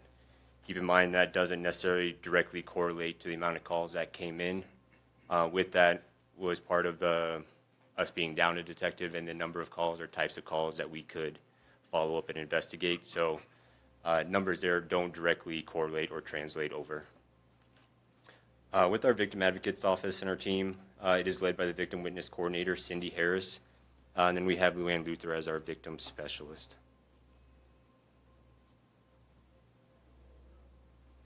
So here's just kind of a general list of the primary duties that the coordinator as well as our victim advocate will conduct. Most importantly, I think to kind of point out is they do provide 24/7 support. So our victim advocates are on call 24/7. And they take that, they can called out for anything that a victim may need, whether for accompaniment at for a medical appointment, say an examination, or if they just need to talk to a victim. Some of the stats that they've completed over the year of 2024. This is covering criminal victimizations by title. Again, a lot of these stats for the Victim Advocate's Office doesn't directly correlate to the same as the number of calls that come in for service for these types of calls. For instance, one, assault case for patrol may have 3-4 different victims. And so our victim advocates could provide services to 4 victims, and then for those 4 victims, they could provide multiple services to each victim. So for 2024, criminal victimizations by title, primarily ones there that we see have been the adult physical assault, the domestic and/or family violence, and then stalking and harassment.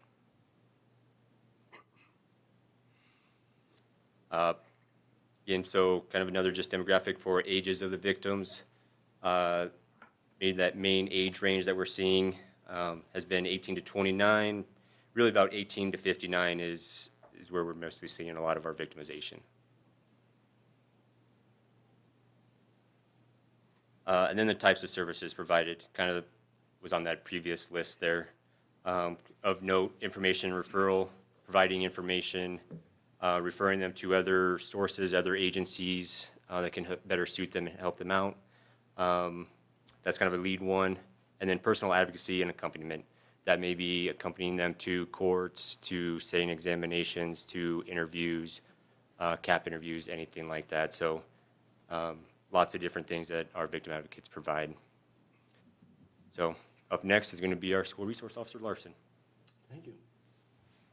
Hello, I'm Officer Larson. I've been with the department since 2014. I've been with the SROs for the last 7 years. New to the team is Officer Amos. He started with the department in 2018 and joined the SRO division in February of this year.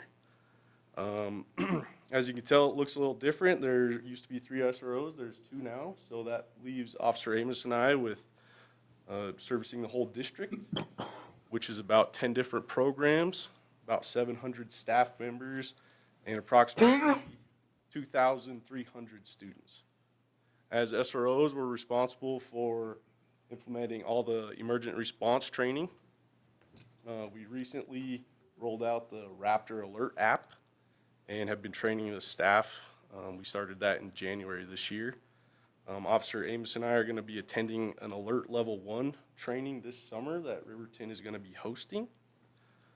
The roles of the SRO, we're kind of the jacks of all trade. We're impromptu counselors, educators, and law enforcement officers. As a counselor, we respond from everything to, kids having a temper tantrum in the classroom and de-escalating those situations to, things that come up with adolescent teenagers in high school and middle school.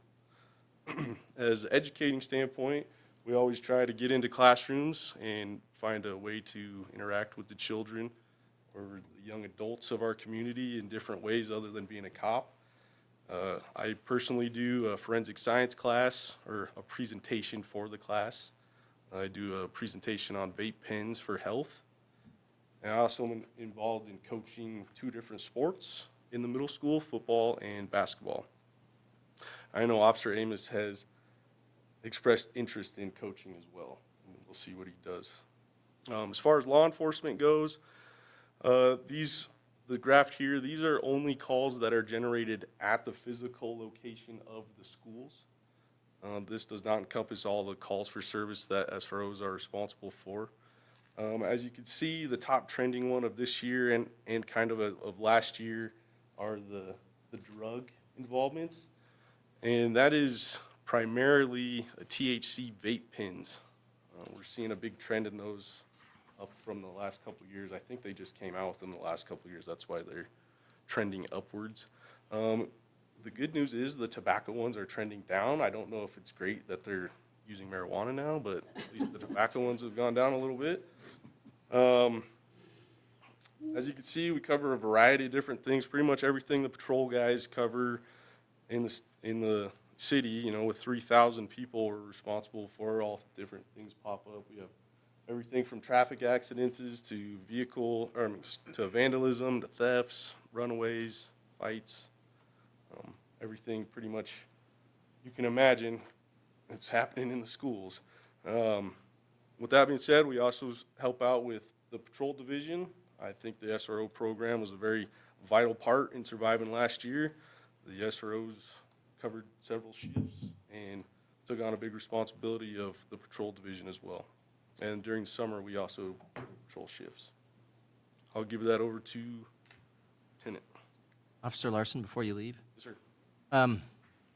I guess just, they're not even supposed to have vape pens regardless of what's in them at the schools, is that correct? Yeah, the legal age to have a vape pen is 21, so we do not have any 21-year-olds in the district, to my knowledge. That's good. I mean, that are students, you mean? That are students, yeah. So they shouldn't have them at all. I know it is a problem across the nation. I think they revised the Hemp Act, so we're not seeing as many of the THC ones, but they still seem to be getting them online somehow. And part of the reason I asked too is that you have vape detectors now in the bathrooms, is that correct? Yep, at the high school, the middle school, and I believe Rendezvous have vape detectors in the bathrooms. Okay. And those are designed to pick up different types of vape, so it'll flag if it's tobacco, it'll flag if it's marijuana, cigarettes. They usually just flag as just a vape alert, and then we determine what the substance is once we find it. Do those come in pretty handy, the detectors? Oh yeah, they work pretty good. You They're not perfect, but we definitely catch a lot of smoking in the bathroom. Nothing's changed from the old song, you know. That's what I was wondering. And I guess the other thing was just, do you think that has led to higher statistics just because we actually know about it now? Whereas before, maybe we wouldn't have known that they had a vape pen? I think it's definitely helped us catch more. I think it's trending down because they've wised up to where they're located. We're getting more brazen, starting to catch them smoking out in the hallways now, just because the vapes don't have a particular smell. Pretty easy to hide the vapor smoke, so I will say we do have a pretty solid community and staff, and with the kids, we get a lot of students reporting.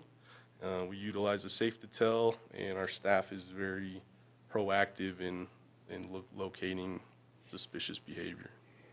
I appreciate it. Sorry, just had a couple of thoughts there I wanted to ask about. Your Appreciate Honor. your hard work. Yeah, go ahead. Can I ask a question? Just for clarity, Officer Larson, because I've had a couple people ask me, and I'm not sure. I know in years previous, we had officers at each school. And with the short staffing, I understand that was pulled at some point. How are you guys working the schools? Do you have one permanently stationed at the high school? Are you rotating through the elementary schools? And is there any plans to put additional officers back in the school? Because I know the funding has been affected by that too. Is that correct? So I do know it's not off the table for a third SRO. But as of right now, we just have the two. Officer Amos is primarily at the Riverton High School. I'm primarily at the middle school. And we have split the elementary schools and the other programs just between the two of us.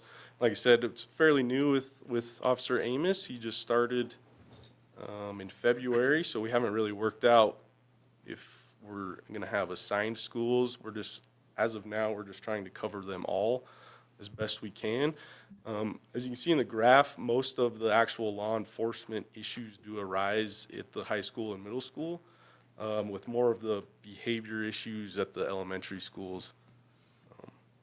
So you guys are spending most of your time at the high school and the middle school and then just responding to the elementaries as needed? Yeah, we're trying to, again, provide a safe environment for all the schools, so we're trying to stop in as much as possible. But yes, most of our day is spent at our primary schools, the high school or the middle school, with us periodically stopping in at the other ones. Councilman Johnson. So we've been talking with the District 25 about the third SRO position, and we are working to get a grant assistance to try to get additional SROs. So if we're able to do that, that should be able to cover what's needed. Thank you. Right. Thank you. We're not trying to pepper you with questions. Oh, And it's not like we couldn't do the same thing with Ms. Nelson and everything, which we could. Do you want to come? We could start coming up with different questions.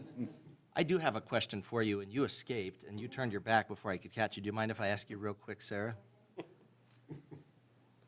We have added a couple of new cameras. Are we going to be driving you nuts with the additional cameras? I know that's a lot for you guys to be keeping an eye on.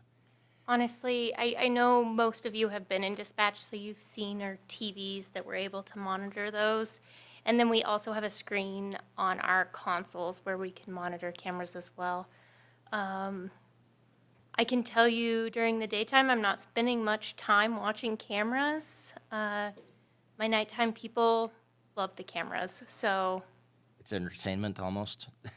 We're people watchers, so I mean, we sit behind those closed doors and we don't get to see, we don't have any interactions. So being able to have the cameras kind of gives us, I don't know, we people watch, we're people watchers, so. Okay. You're not upset with more cameras. All right. Well, I have been curious about that, so thank you. I appreciate it. Welcome. Sorry, Captain, stealing your people.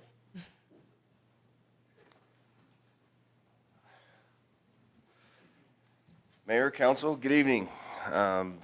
It's Lieutenant Warden, call me Heath. I apologize, Winston couldn't be here tonight. He had a date.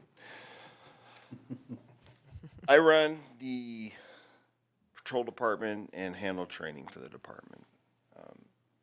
I'm going to give you a quick overview of what that entails, especially on the training side. We have several subjects that are required, what you want to refer to as high liability, tasers, driving, firearms, things like that. We're going to discuss those. At any point in time, if you have any questions, please stop me and ask.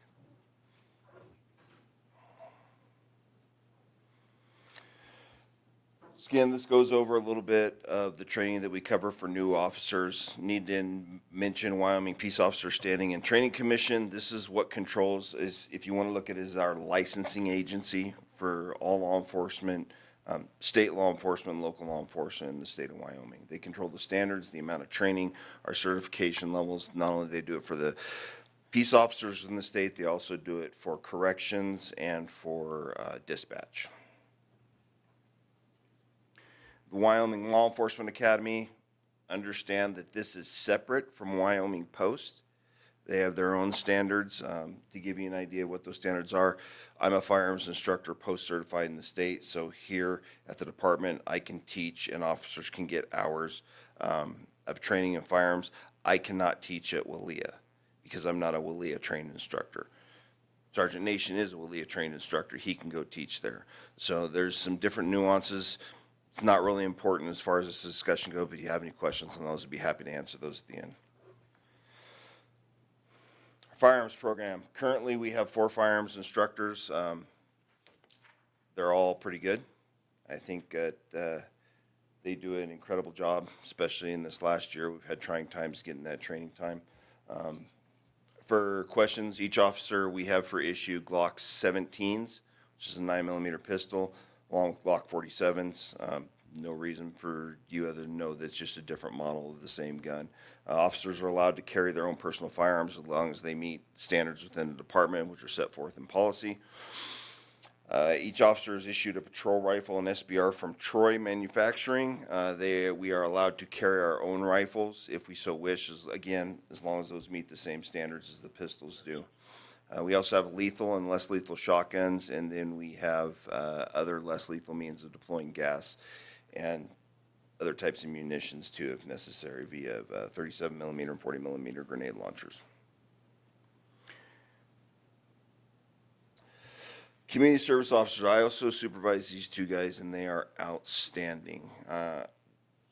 CSO Manning is here. He's going to get up here and talk to you guys and let you know what it is that they do and how much they have taken off patrol's shoulders in this last year. I can't express to you how important these guys are, and they're 100% funded by grants. Thanks, LT. Ladies and gentlemen, hi. Anybody that doesn't know me, I'm Jeffrey Manning. Been with the department for just coming up on a year now. When the opportunity arose to do this, it's kind of stepping outside of my wheelhouse. But as we've been moving forward, it's been a kind of a moving target with the program. But between Officer Knopp and myself, within the past year, we've fielded over 630 incident calls.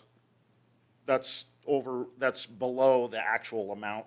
There are other items that we address that never get generated as an incident. So we're taking that many items off of the regular patrol officers' plates. Just to overview examples, we do most all the VIN checks, welfare checks that arise, parking issues, abandoned vehicles, non-sustainable accidents, PD, there's merely property damage, citizen disputes, cold thefts. We assist the animal control officer when she's not on site. Medical assists traffic control during accidents, help with code violations, and deal with a myriad of citizen complaints, whatever they happen to be, if it's snow or noise or any of those types of things. LT did mention that we're kind of free. We're a grant. So that's hopeful that that will keep moving forward and be able to keep Connor and myself out there. A couple other things we like to do. I'm talking with, or when SRO Larson was up, I like to stop by the elementary schools whenever I can. Connor and I both make a point of trying to get by there and being a presence and seeing the kids and doing that kind of stuff, especially during pickup and drop-offs. That's when things are a little sketchier and a little more chaotic anyways, so we like being around when that's going on. But if anybody have any questions for me, I'll be happy. Thank you, appreciate it. Very well. So Jeff mentioned that there are a lot of calls that don't get caught in their statistics. One of those is fingerprinting. If you've ever been fingerprinted, Many times. it's not fun. We are kind of behind the technology curve here. We still do them the old-fashioned way with ink and paper, and that's just to give you an idea of one of the things that they do that don't get generated call, that don't generate a stat. So those guys are important. They do a lot of good work for us, and they free officers up time, because right now we're still a reactive police department. We don't do a whole lot of things proactively. We just don't have the time, and it'd be even worse if those guys weren't here to do those things. All right, now to the meat and potatoes. So before I get into crimes and stats and Rivertons, I think I need to start off by saying there's a famous quote, lies, damn lies, and statistics. And this is relevant and accurate if you don't have context behind your statistics. You have statistics that are put out a lot of times in newspapers, national media, clickbait, whatever it happens to be, and you can pull statistics for anywhere. So I'm going to give you a short lesson on maybe how to approach these things. All right, there are two types of general crimes. There's malum prohibitum and malum in se. Malum prohibitum are crimes that we have deemed as a society are illegal. DUIs, drug possession, white-collar crimes. Malum prohibitum are crimes that are immoral in nature, murder, rape. Okay, these are the things we're talking about. A lot of times the stats are quoted by national media are malum in se crimes. They don't include those other crimes that we as a people here in Wyoming have deemed a crime. That's why in the FBI reports, the stats are in NIBRs are not always consistent and specific to the area we're in, because we have crimes here that aren't crimes somewhere else. To give you an example, drug arrests in the state of Washington. Do you think they include marijuana? No, they don't, but in our, so the FBI doesn't report on those things. There's two types of crimes that you need to pay attention to, the national level and the local level. Compile both of these in the annual report. You can look at them. And these are the crime rates in Riverton. These are pulled directly from NIBRs in our system. These are accurate. If you can look right here, it tells you that we have a substantial higher crime rate than any of the surrounding areas. And I have additional stats if you'd like to see those. I can get used to that. I've compared it to all the major metropolitan areas in the state of Wyoming, the United States, and Wyoming. So we experience about roughly year over year, about a 20 to 22% crime rate. That means that 1 out of every 5 calls that we respond to generates a criminal charge. Okay? To give you an idea of what it is like in Lander, they're at about 11%, which is still higher than the Wyoming average. So about 1 out of 11, every 10 calls that they go to ends up in a criminal charge. Any questions on that?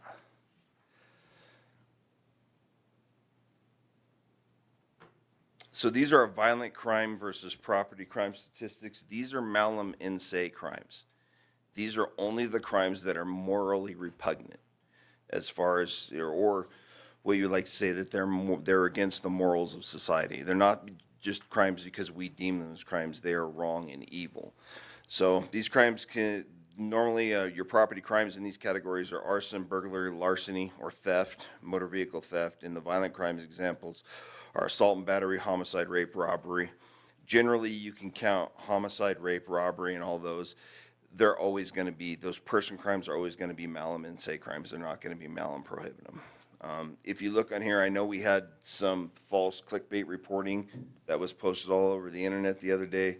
That was incredibly incorrect, saying there's a 1 in 25% chance of being a victim of violent crime. That is incorrect. According to the FBI statistics, the UCR and NIBRS, there is a 1 in 160 chance of you being a victim of any and all crime in Riverton. So I just want you, that's still higher than the national average, it's higher than the rest of Wyoming, but I want you to understand what you're looking at when you look at these stats. If it comes out from a national news source, it's not localized stats. Those localized stats, you need to get them from local sources.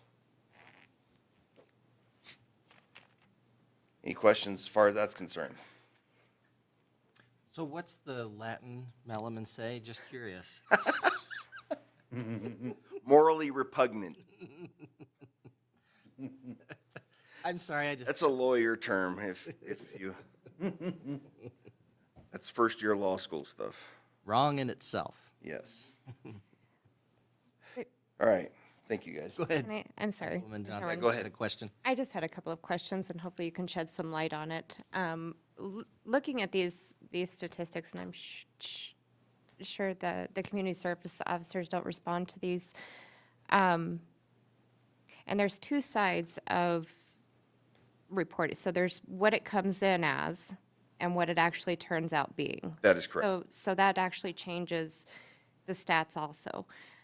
So it can be reported as something, and then once you guys get there, it turns out to be something completely different. The concern that I have, or the question I guess I should say, when I hear what they're responding to, or I read what they're responding to as a CSO officer, what training have they received to be able to respond if it actually is not what it's being reported as?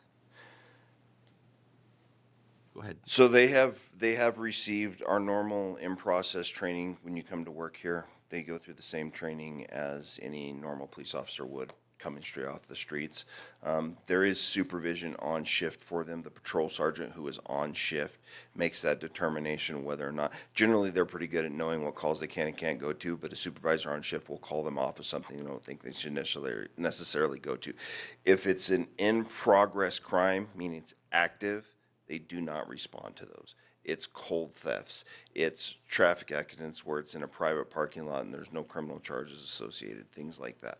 So when he says like a cold welfare check, or is that A welfare check. So welfare check can span a lot of area. So a welfare check could be on a suicidal veteran who just called the veterans hotline and said, I got a gun, I'm going to kill a bunch of people. We're not going to send a CSO to that. That's going to be officers going to that. A welfare check could be, hey, this kid hasn't showed up at school today. Can you go over to the house? We called their parents. Parents said they're supposed to be over there. Can you go over there and see if they're at the house? It's a low chance of there being any criminal activity or any violence going on there. Okay. So that has to be, ultimately has to be a determination made by the supervisor on shift. Thank you. Any other questions? Okay, I'm going to go off script here for a second. Sorry, Chief. If you guys will indulge me. I've been here since August, And I've worked in, including the military, 6 different police agencies and 14 years in private practice. This is the best group of people I've ever worked with, bar none. That is your biggest resource you have here. And I just wanted to remind you from an outsider's perspective who has come here and been accepted from this place of what you have here. Thank you. Thank you, Lieutenant.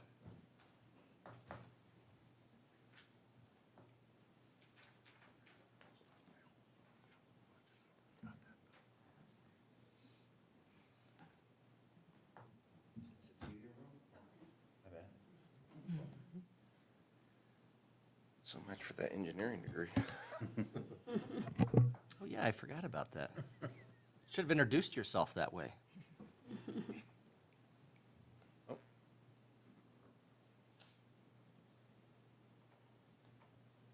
So much for my IT degree.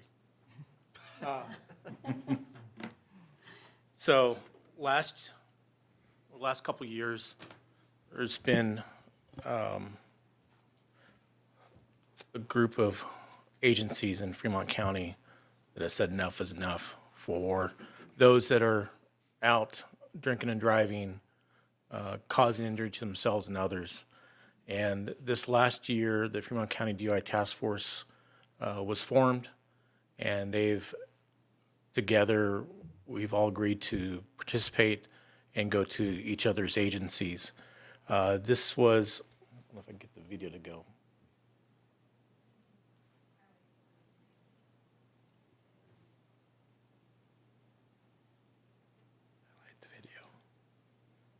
Skip the video. So us, Fremont County Sheriffs, Wyoming Highway Patrol, Du Bois, Lander, Shoshone, we created this team to go to the community and make basically a surprise appearance and make that difference where we're out addressing the alcohol abuse in the county, and to decrease the number of people that are being injured and dying on our streets. For the city of Riverton, just for I think it was 10 or 11 operations that we did here this last year, we made a total of 882 traffic stops, resulted in 242 citations and 70 arrests. The important thing is, the best deterrent is visibility of our patrol officers on the streets. I think probably within 10 minutes of the task force arriving, everybody knows that the task force team is in town. They have high visibility, causes our amount of calls while the team is here is down about 57%.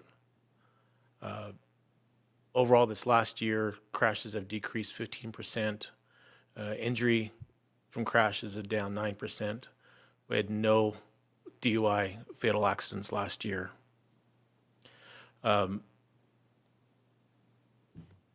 Without the support of all the agencies working together, we would not be able to make this difference. Some of the numbers that the team has come up with is in 2021, you can see our alcohol-related incidents in City of Riverton was over 1,300. 2022, we're down to 900.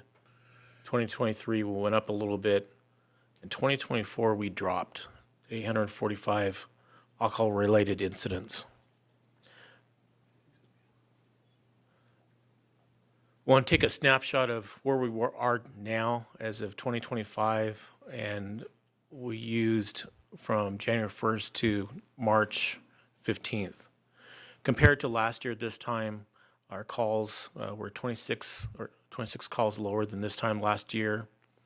Arrests are down to 85, and our intoxicated-related calls that we've had to respond to are down by 40.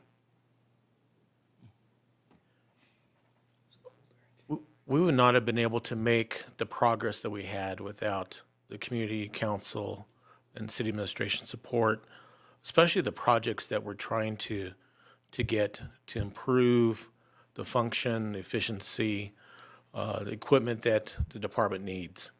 Last year, you approved police technology. That includes E4 citation, which is where we're in our beta testing.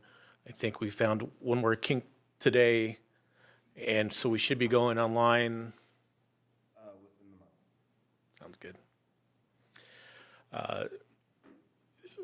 Instead of getting the chisel and slate and write and trying to chisel out a citation, we are able to at least get into the 2000s time frame and be able to scan and print a citation on the side of the road.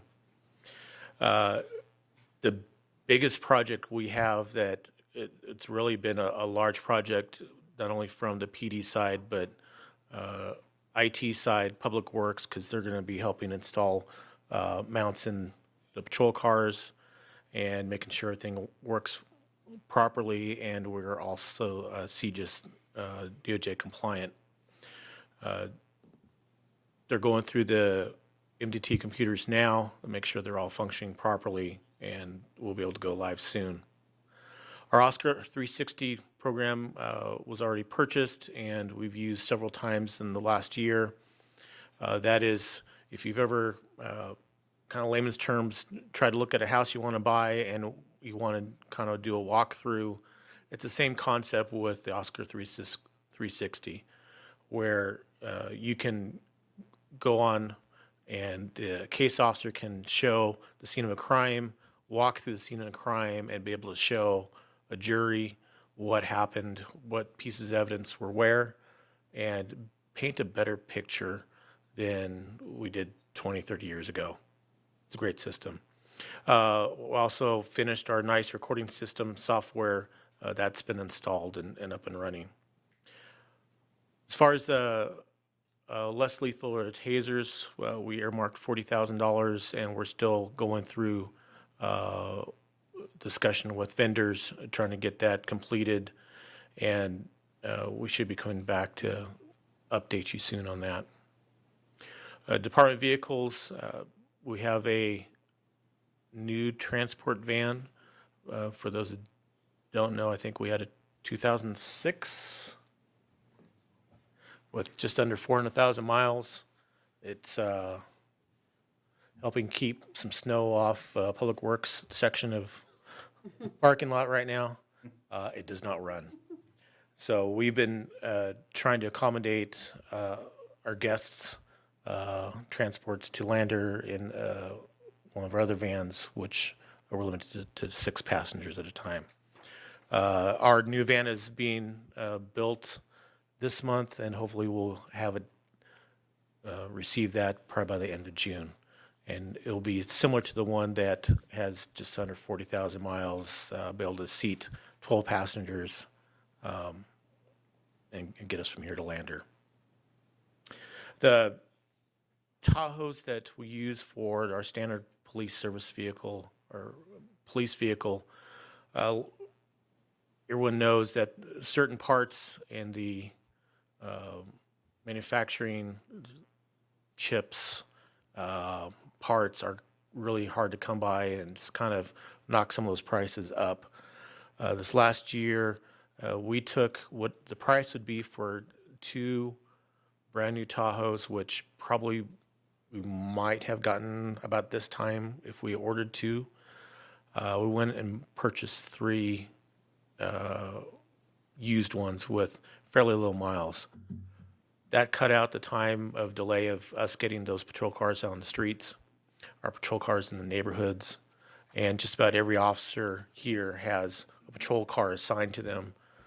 And not only does that help with our response if they could get called out in the middle of the night, but also helps make our city look better. With you have that patrol car parked in your neighborhood, you know the officer down the street.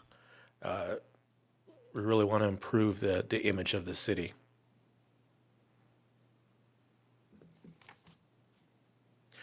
Last year, the team went for council, and at the very end, I shared what the goals are for my position for 2024. that we made, and I just want to go over where we're at and give you an update on those. Last year, we wanted to approve or improve the quality of training for officers. We now have 2 instructors available to train officers in standard field sobriety tests. Almost every officer now can administer the breathalyzer test, which a year and a half ago, we're down to, I think, 1 or 2 that had that certification. And we're now collaborating with other agencies to share the cost and work together with training within the county. The next item was staffing. We were struggling to try to keep 2 officers on the street at a time. We have 3 officers getting ready to graduate the Wyoming Police and Sheriff's Academy here in a few weeks. We have 2 military reserve members that will be coming home safely soon. And we just hired a couple more officers, and we have more on deck, and hopefully we'll be getting them on board soon and as we go through the different processes that we need.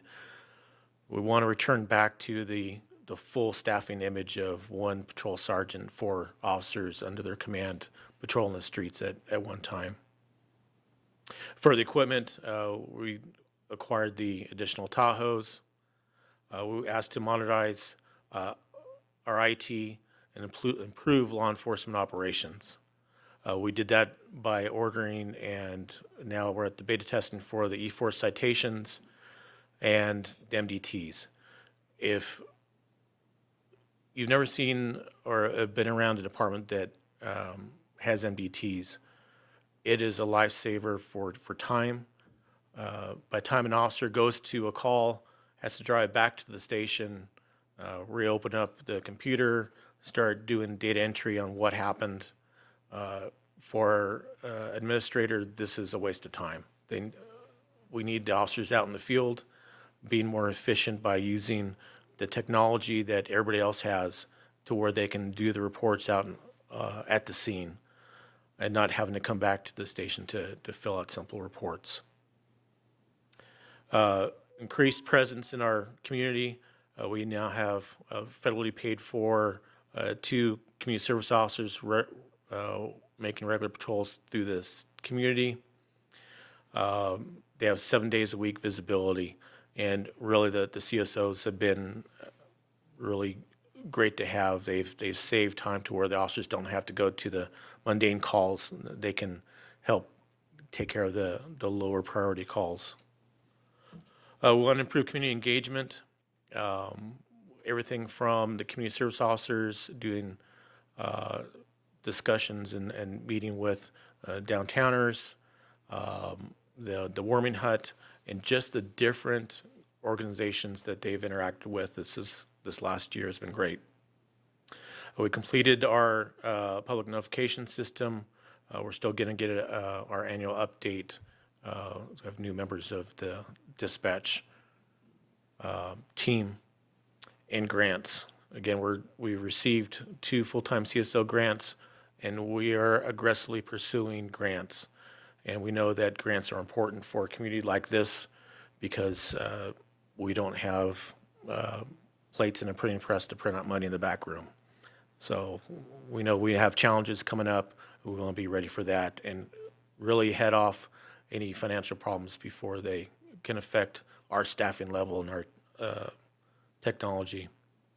For next year, we want to prioritize essential training to guarantee our officers' safety. We want to continue advancing our IT for optimal department efficiency. Those MDTs will be rolling out, and every officer will be assigned an MDT in their patrol car. Kind of take pride in the city and their equipment in the department. And consistently achieve and maintain full staffing levels and to develop an exceptional law enforcement department within the county. I want us to be that agency in this county where people are fighting to come to our agency.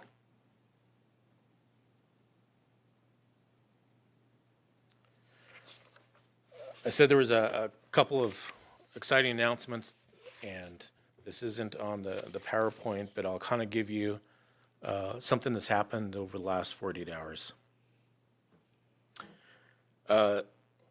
Early Sunday morning, we had 4 cars stolen from our neighborhoods, late Saturday night, early Sunday morning. All 4 were recovered later on, but not after. Belongings were stripped. Damage was done to their cars. The captain and lieutenant notified me of the situation, and we discussed it, and we wanted to go full court. We're going to get extra officers in the streets, find them, arrest them. This morning, Sergeant Marshall, who's on patrol, Officer Bookover, who's on patrol, and I want to recognize Dispatcher Megan. Without them coordinating an effort of a call that just occurred of somebody's car was just stolen, they caught the suspects. 3 juveniles were arrested.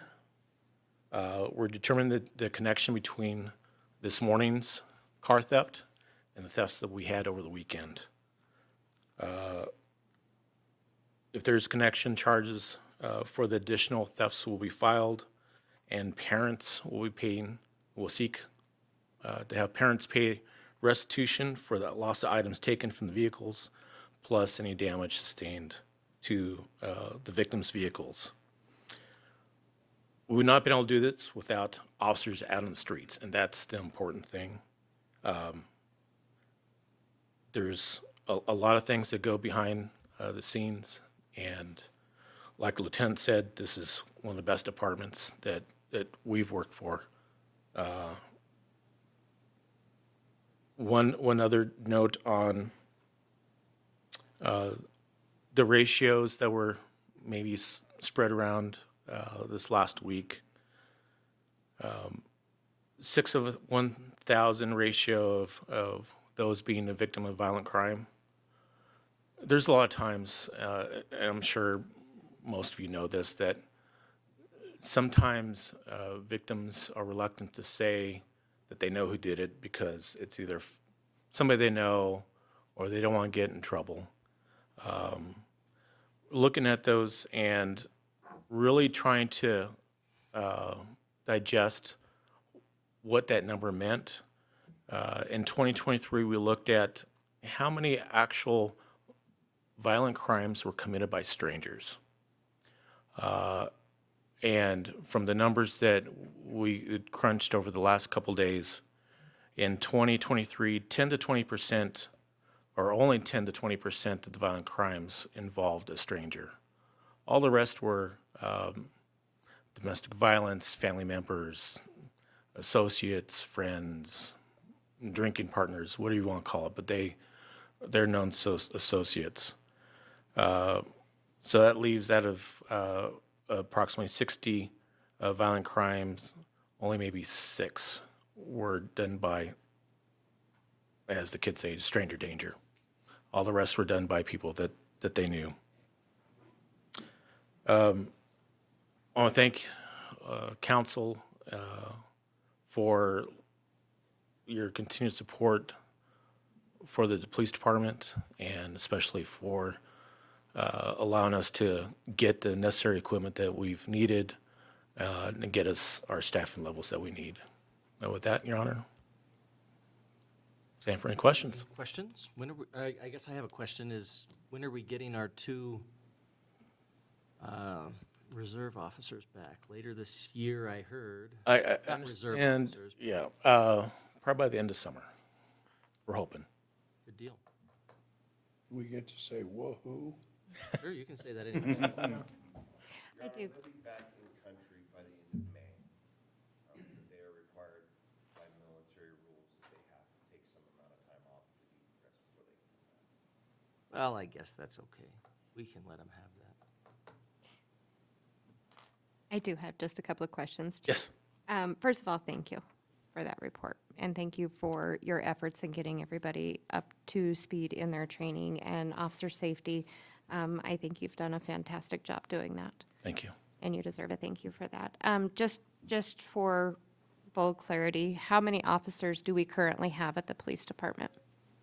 26. And of those 26, how many respond to calls?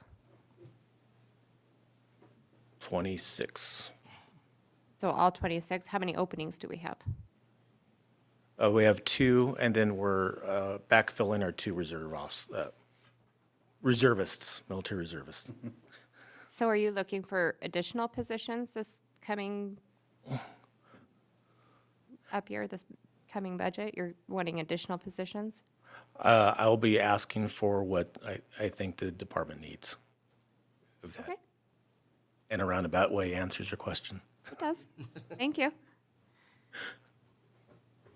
So 26, so we have 28 total positions and 2 openings that you're trying to fill. Correct. Is that correct? Okay. And in the next, I want to say, maybe not the next meeting, but the next meeting after, I'll be going before council. There's another federal opportunity to get us, I want to say 5 additional officers. So we're still crunching the numbers, going through the paperwork. So that'll be coming before council to bring additional officers. That's fantastic. One question, and this might actually be for Lieutenant Wharton. When we did our tour, you had mentioned the AI technology on that. Have you had an opportunity to look at the accuracy of that? It's not so much an accuracy issue, it's the implementing the technology and what benefits it gets. Yes, aggressively pursuing. I've had multiple meetings with different manufacturers for systems integration, not just one product here, one product there, but the system, the whole system. As you guys know, manufacturing went from you buy something here, buy something there, to the Internet of Things, everything's connected. It's the same way with law enforcement technology. It's just the same. And if the AI technology was to be considered during this fiscal budget, are the current MDTs something that can be used, or is that something that's going to have to be swapped out? Yes, ma'am, they are. That's just to give you an idea, one of the ways we could have gone with it was a little bit cheaper, is put air cards in the MDTs, so you don't have to have an outside modem or Wi-Fi, and the MDT would communicate just like your cell phone would with the cell phone tower. Instead, we went with modems inside the car. It's a little bit more expensive, but this leaves room for upgrading for other things in your system, cameras, LPRs, things like that, that attach to the Wi-Fi of the system of your car. Perfect. Thank you. You're welcome. I know one of the things you were looking at was like evidence.com, for example, which is pretty slick. Yes, sir. Pretty nice way to do discovery for prosecutors and defense attorneys, too. I will have a presentation for you at some point. I just know because when I was working as a defense attorney for a short stint, Well, we had evidence.com through Laramie, and it's amazing. that's pretty convenient as a way to get it. The AI and the technologies they have out now can literally quadruple the size of your force without adding a single person to it. It's that amazing and that efficient. We are incredibly inefficient, and law enforcement agencies, we have a hard time adjusting because most of us are knuckle draggers and can't understand the technology. So, it's an unfortunate truism of our business. As Well, are the rest of us. Yeah. I was going to say. Do you think we could steal some from other departments if they knew we had that AI technology?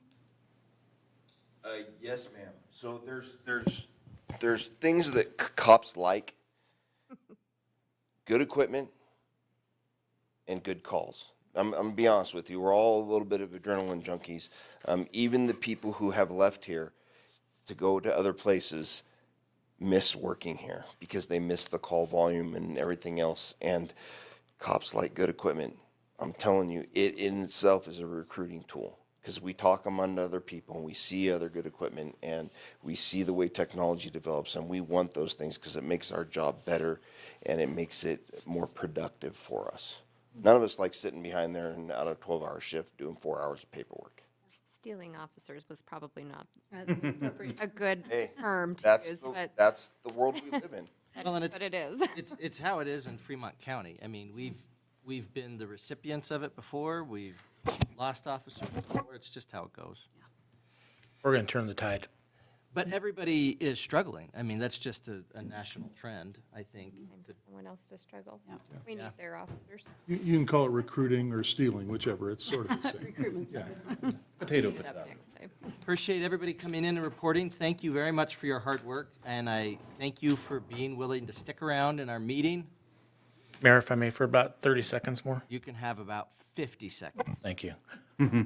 First of all, I want to thank my team for being here tonight, participating in this, because they can explain more details in their individual than for me to talk 20 or 30 minutes of an overview. They've all were assigned this task to participate as a team effort. And lastly, I want to thank Natasha, who's sitting in the back of the room, that knows or didn't know I was going to call her name, who has the remote and helped keep everybody in line Thank you. and help put the presentation together. So, thank you. Thank you. Yeah. Can we get copies of that presentation? Yes. Which, I'll- and whoever put that together did a top-notch job. And I think I've said it to you guys before, but the 99% of people out there that you don't deal with every day really, really appreciate what you do. Absolutely. And I know you don't hear it enough because you just get to deal with the 1% that stick their head above the line. And so, you know, for all of them, we appreciate everything you do very much. It's our pleasure. Thank you. Thank you. Absolutely. All right. Your Honor, Yeah. since we're all piling on, could I do the same? Yeah, sure. I mean, I don't think you can pile on too much. It's all right. Well, first, I want to say thank you to the department and for all that they do day in and day out, but I like to quantify that. And Sergeant Smith's made a comment that he has a team member that's willing to put in long hours and shoulder the load. Well, it just so happens I have access to payroll. And so I ran a report, and I like to see how we quantify things and where people are really investing in our organization. And of our top 10 employees that work the most, 7 of them come from our police department.